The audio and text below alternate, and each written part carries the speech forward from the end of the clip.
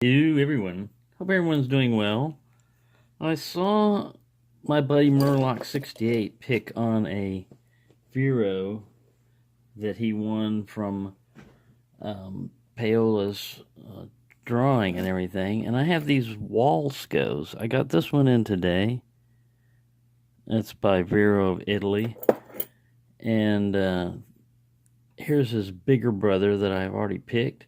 That one is a 70 millimeter and a 12 millimeter shackle. This one is a 40 millimeter and a 6 millimeter shackle. This bigger one I think is pretty easy to open up, or fairly easy. This one right here, I sat there watching a Star Trek rerun, and it took me 25 minutes to get into it. It is Spool City on this one. I go bottom of the keyway, and I kind of get this little DeForest diamond type of thing, and I go on over in here and I kind of lever. This is about the only way to describe this. And you're just trying to find false sets, which you're going to get, and spools, which there are lots of.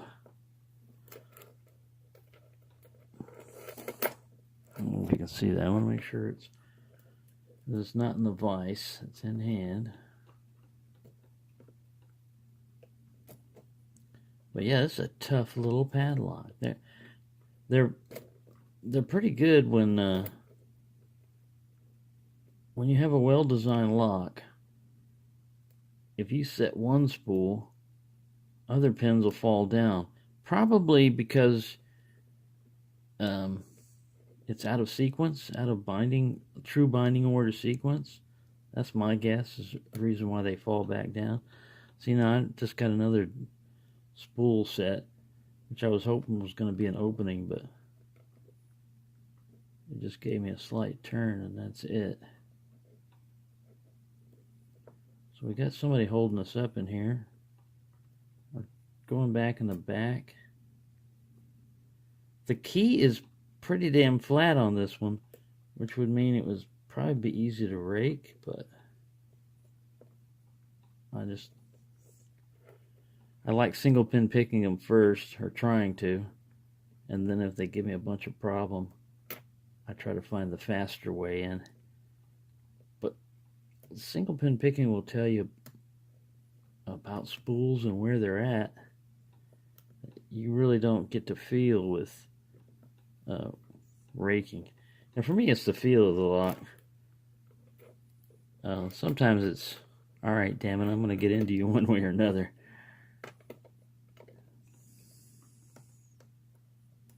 But this could be a long fight. Like I said, the only time I opened it up, it took me 25 minutes.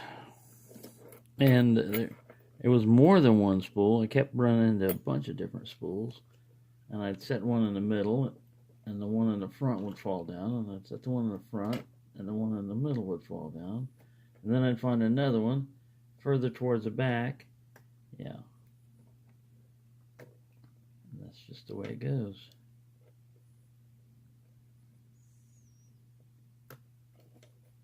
See, now that was a spool, and I got a pretty good click and a false set out of him. Anytime you got a false set, there should be one pin that gives you some counter rotation, if you can find it. Now, sometimes your pick, the shaft of your pick is hitting other pins, and it's fooling you. You're thinking that the tip of the pick is where you're getting the counter rotation from, and it's not. It's the pin right behind it, and you're just pushing up on it when you're pushing up on the other pins. But yeah, that's all part of the fun and game of a spooled lock. The standard pins, usually all you get is clicks.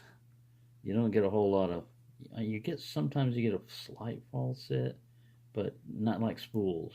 It's just a slight turn on the cord. As a matter of fact, you have to sometimes put a marker on the cord just to see how little it's turned, or if it's turned. This guy's got spools, and usually spools are easier to pick, but not this puppy. See, I'd have been into his bigger brother by now. So it's not always the size of the lock that gives you the most challenge. A lot of those bigger locks, they're fun.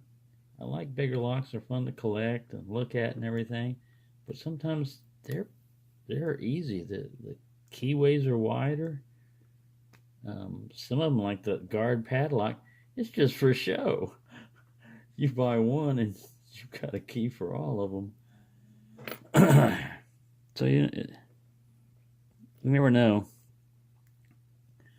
where you're going to get your fight from on these locks. And just like that little fortress, he's like master locks, value line.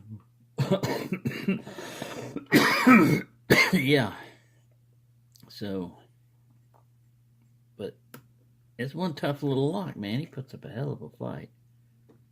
Of course, it can be combed easily and probably shackle shim with no problems.